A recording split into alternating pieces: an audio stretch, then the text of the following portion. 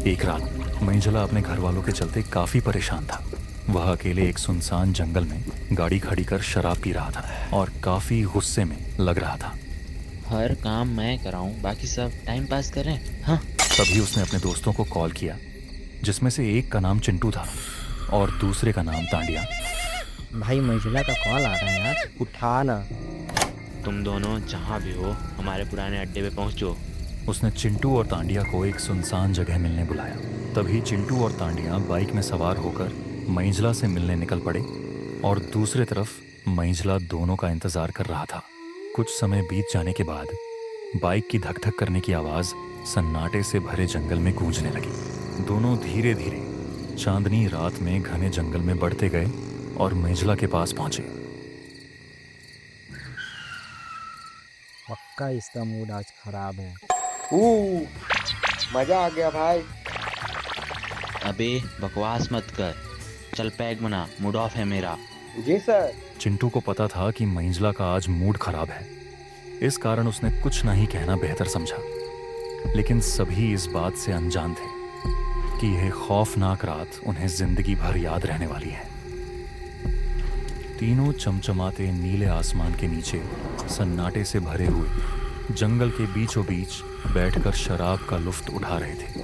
तभी चिंटू ने मंजुला से कहा, तू चल बता, इतना परेशान क्यों है? अबे तुम लोग तो जानते ही हो। अबे घर तो बहाना है, हमें पता है तेरा मूड कौन खराब करता है। समय बीतता गया। लगभग रात के 12 बज चुके थे और तीनों अपनी अपनी बातें करते हुए समय बिता रहे थे। बड़ी दुर्भाग्य से जंगल के रास्ते एक चुड़ैल गुजर रही थी। तभी कुछ लोगों की हंसी सुनाई दी और उसने देखा कि 3 आदमी जंगल के बीचों बीच बैठकर गप्पे लड़ा रहे थे और उसकी नज़र तीनों में से तांडिया के ऊपर पड़ गई। तभी अचानक तांडिया को ऐसा लगने लगा मानो कोई उसे देख रहा है, लेकिन उसने इस बात पर ध्यान नहीं दिया। उसे लगा नशे के कारण यह एक भ्रम है। लेकिन सन्नाटे से भरे जंगल में अचानक ही मौसम बदल गया। नीले आसमान काले हो गए, बिजली चमकने लगी और तेज हवाएं चलने लगी। बारिश ने तीनों की पार्टी बर्बाद कर दी थी और खराब मौसम के कारण सभी घर चले गए। तांडिया घर आकर सीधा अपने कमरे में सोने चला गया। बाहर मौसम काफी खराब था। अब तक तांडिया गहरी नींद में जा चुका था और बाहर चुड़ैल भी तांडिया के पीछे पीछे उसके घर के काफी करीब पहुंच चुकी थी। तभी तांडिया के पसीने छूटने लगे। उसकी कसमसाहट मानो वह किसी डरावने सपने में फंस गया हो। तांडिया को सपने में एक कमरे से किसी की रोने की आवाज आने लगी और तांडिया धीरे धीरे उस कमरे की ओर जाने लगा। तांडिया ने उस कमरे में झांक कर जो भी देखा, उसके बाद उसके पसीने छूटने लगे। उसके दिलों की धड़कन इतनी तेज हो गई मानो वह सीने से बाहर आने वाली हो। तभी तांडिया घबराकर वहां से जाने के लिए पीछे मुड़ता है और एक खौफनाक चेहरा उसके सामने आता है। चुड़ैल के फूंक मारने से तांडिया बेहोश हो जाता है और अचानक तांडिया की नींद खुल जाती है। नींद खुलते ही वह देखता है कि रात से सुबह हो चुकी है। समय काफी जल्दी बीत रहा था। लगभग दोपहर के 2 बज चुके थे।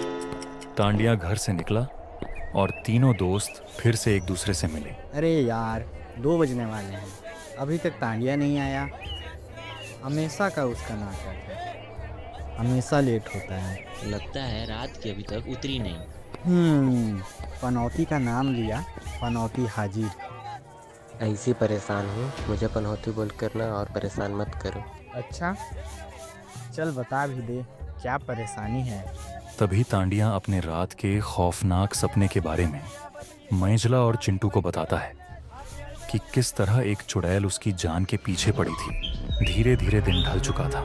मंजुला और चिंटू घर की ओर बातचीत करते जा रहे थे। भाई आज तो अजीत की बातों को सुन के ना मेरे को बहुत हंसी आ रही थी, लेकिन उसका मूड खराब था इसलिए मैंने कुछ नहीं कहा। अब काफी रात हो चुकी थी। तांडिया गहरी नींद में था। फिर से वही कश्मसाहट मानो वह फिर किसी डरावने सपने में फंस गया हो। तांडिया ने इस बार देखा कि वह तंत्र क्रिया की बिल्कुल बीचों बीच लेटा हुआ है और वह चुड़ैल काफी डरावने मंत्र बोल रही थी। तांडिया चाहकर भी कुछ नहीं कर पा रहा था। कुछ ही समय बाद सुबह हो गई। लगभग 6 बजे के करीब तांडिया की मम्मी उसे उठाने उसके कमरे में आई और उसने तांडिया को उठाने की कोशिश की, लेकिन तांडिया नहीं उठ पाया। टिकट टिकट टिकट, हाँ भाई टिकट टिकट, कहाँ जा रहे हो?